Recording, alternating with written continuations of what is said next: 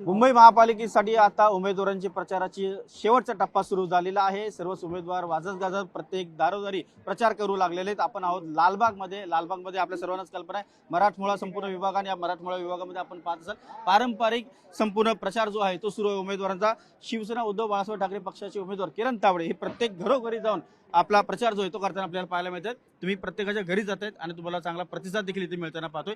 हक्काचा माणूस असं लालबागकर म्हणतात तुम्हाला। गेल्या 3 तारखेपासून प्रचार सुरू झाला आहे माझ्या पक्षाचा। परळगाव शाखा, लालबाग, गणेश गल्ली, आंबेवाडी, काळा चौकी असे सगळे प्रचार जोरात सुरू आहेत आणि तिथे सगळे कार्यकर्ते आणि सैनिक माझ्याबरोबर आहेत। आणि आज लालबागच्या राजाची इथे प्रचार फेरी आहे।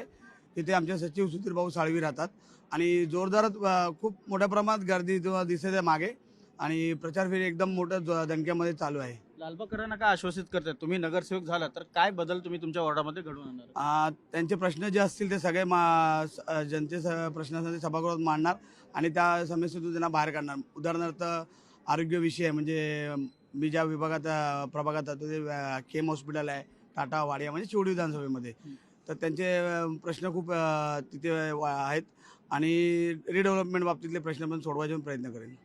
त्याचबरोबर तुम्ही पाहता तुमचे विरोधक देखील काही ठिकाणी आक्रमक होताना पाहायला मिळतात, त्यांना कसं उत्तर देणार? विरोधक आक्रमक होत नाहीत, संतापलेले आहेत ते।